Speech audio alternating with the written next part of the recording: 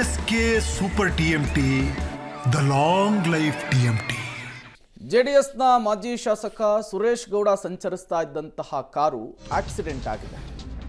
ಅದೃಷ್ಟವಶಾತ್ ಯಾವುದೇ ಪ್ರಾಣಹಾನಿ ಸಂಭವಿಸಿಲ್ಲ ಅನ್ನೋದು ಗೊತ್ತಾಗ್ತಾ ಇದೆ. ಮಾಜಿ ಶಾಸಕರು ಪ್ರಾಣಾಪಾಯದಿಂದ ಪಾರಾಗಿದ್ದಾರೆ.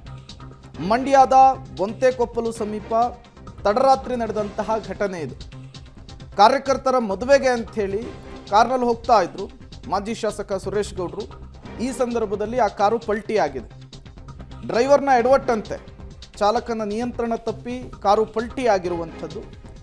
ಈ ಆಕ್ಸಿಡೆಂಟ್ನ ಫೋರ್ಸ್ಗೆ ಕಾರು ಸಂಪೂರ್ಣವಾಗಿ ಜಖಂಗೊಂಡಿದೆ.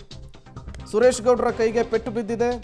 ಚಾಲಕನಿಗೂ ಸಣ್ಣ ಪುಟ್ಟ ಗಾಯವಾಗಿದೆ ಅನ್ನೋದು ಗೊತ್ತಾಗ್ತಾ ಇದೆ. ಇಬ್ಬರೂ ಕೂಡ ಆಸ್ಪತ್ರೆಯಲ್ಲಿ ಚಿಕಿತ್ಸೆಯನ್ನು ಪಡೆದಿದ್ದಾರೆ. ಕಾರ್ನ ಪರಿಸ್ಥಿತಿಯನ್ನು ನೀವು ಗಮನಿಸ್ತಾ ಇದ್ದೀರಿ. ಒಂದು ಭಾಗ ಸಂಪೂರ್ಣವಾಗಿ ಉಚ್ಕೊಂಡು ಹೋಗಿರುವಂಥದ್ದು. ಬಾನೆಟ್ಗೂ ಕೂಡ ಹಾನಿಯಾಗಿದೆ. Fortuner car. ಇದೇ ಕಾರ್ನಲ್ಲಿಯೇ ಮಾಜಿ ಶಾಸಕ ಸುರೇಶ್ ಗೌಡರು ಹೋಗ್ತಾ ಇದ್ರು. ಡ್ರೈವರ್ ಆಸ್ಪತ್ರೆಯಲ್ಲಿ ಟ್ರೀಟ್ಮೆಂಟನ್ನು ಪಡಿತಾ ಇರೋದನ್ನು ಕೂಡ ನೀವು ಗಮನಿಸ್ತಾ ಇದ್ದೀರಿ. ಡೀಟೇಲ್ಸ್ ಕೊಡೋದಕ್ಕೆ ರೋಹಿತ್ ದೂರವಾಣಿ ಸಂಪರ್ಕದಲ್ಲಿ ಜಾಯ್ನ್ ಆಗಿದ್ದಾರೆ. ರೋಹಿತ್, ಹೇಗಾಯಿತು ಈ ಆಕ್ಸಿಡೆಂಟು? ಹೇಗಿದೆ ಶಾಸಕರು ಮತ್ತು ಡ್ರೈವರ್ನ ಆರೋಗ್ಯ ಸ್ಥಿತಿ? ಪ್ರೇಮ್, ಕಳೆದ ರಾತ್ರಿ ನಾಗಮಂಗಲದ ಮಾಜಿ ಶಾಸಕ ಸುರೇಶ್ ಗೌಡ ಅವರು ಕಾರ್ಯಕರ್ತರೊಬ್ಬರ ಮದುವೆಗೆ ಹೋಗಿ ಬರ್ತಾ ಇರ್ತಾರೆ. ಇದೇ ಸಂದರ್ಭದಲ್ಲಿ ಮಂಡ್ಯದ ಬೊಂತೆಕೊಪ್ಪಲು ಗ್ರಾಮದ ಸಮೀಪದಲ್ಲಿ ಏನು ವೇಗವಾಗಿ ಏನು ಕಾರ್ ಹೋಗ್ತಾ ಇರುತ್ತೆ. ಈ ಸಮಯದಲ್ಲಿ ಚಾಲಕನ ನಿಯಂತ್ರಣ ತಪ್ಪಿ ಪಲ್ಟಿ ಆಗಿರುವಂತದ್ದು. ಪಲ್ಟಿಯ ರಭಸಕ್ಕೆ ಕಾರ್ ಸಂಪೂರ್ಣವಾಗಿ ಜಖಂಗೊಂಡಿದೆ. ಅದೃಷ್ಟವಶಾತ್ ಕಾರ್ನಲ್ಲಿ 4 ಜನ ಇರ್ತಾರೆ, ಮಾಜಿ ಶಾಸಕರನ್ನು ಸೇರಿ. ಅವ್ರು ಯಾರು ಕೂಡ ಪ್ರಾಣಹಾನಿ ಕೂಡ ಆಗಿಲ್ಲ. ಸದ್ಯಕ್ಕೆ ಸಣ್ಣ ಪುಟ್ಟಗಳ ಗಾಯ ಆಗಿದೆ.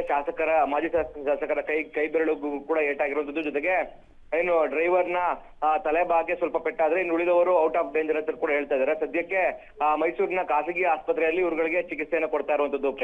ಓಕೆ, ಥ್ಯಾಂಕ್ ಯು ರೋಹಿತ್ ತಮ್ಮೆಲ್ಲ ಮಾಹಿತಿಗಾಗಿ. ಅತಿ ವೇಗದಿಂದ ಈ ಆಕ್ಸಿಡೆಂಟ್ ಆಗಿದೆ ಅನ್ನೋದು ಗೊತ್ತಾಗ್ತಾ ಇದೆ.